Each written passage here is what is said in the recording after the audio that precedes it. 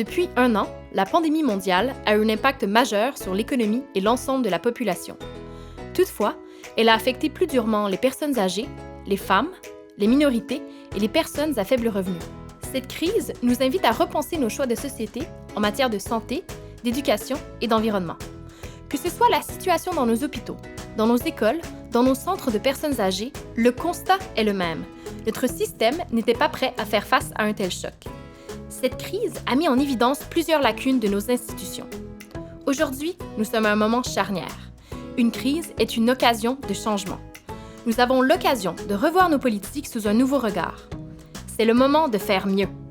Nous pouvons réformer nos institutions afin de les rendre plus résilientes et plus justes, afin de répondre aux besoins de toutes et tous. Comment y arriver? Les Québécoises et les Québécois apprécient les projets rassembleurs, les manières de faire des changements autrement en se basant davantage sur l'entraide, la confiance et la collaboration, plutôt que sur de vieilles approches traditionnelles de lutte vaine et stérile entre partis politiques. On aimerait que la politique se fasse autrement afin d'y croire, afin de rebâtir nos institutions autour de ce qui a fait notre force dans les moments difficiles, la confiance, la collaboration et le souci du bien commun. Pour prendre ce virage, nous devons nous donner un nouveau mode de scrutin qui soit plus représentatif de notre société actuelle. La solution existe déjà. Elle attend sur le bureau du Premier ministre depuis le 8 octobre 2020.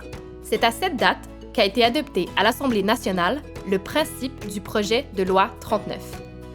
Ce projet de loi résulte de l'entente transpartisane co-signée en 2018 par la coalition Avenir Québec, le Parti québécois, Québec solidaire et le Parti vert du Québec. Il propose d'adopter un mode de scrutin mixte à compensation régionale.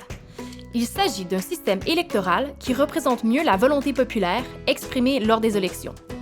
Un système qui met fin aux majorités élues par une minorité. Avec cette réforme, le jour de l'élection, nous serons amenés à voter 2 fois. Une première fois pour notre candidate ou candidat préféré dans notre circonscription, comme nous le faisons actuellement, et une seconde fois pour notre parti préféré dans notre région. En plus d'assurer une meilleure représentation de la volonté populaire, cette réforme permettrait plusieurs avancées significatives.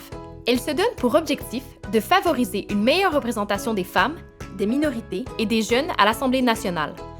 Elle permettra aussi, pour la première fois dans l'histoire politique du Québec, de donner une vraie voix aux régions avec les députés régionaux. En favorisant l'expression du pluralisme politique, la réforme du mode de scrutin changera la culture politique en faisant de la confiance, de la collaboration et du souci du bien commun les valeurs centrales de la vie politique québécoise.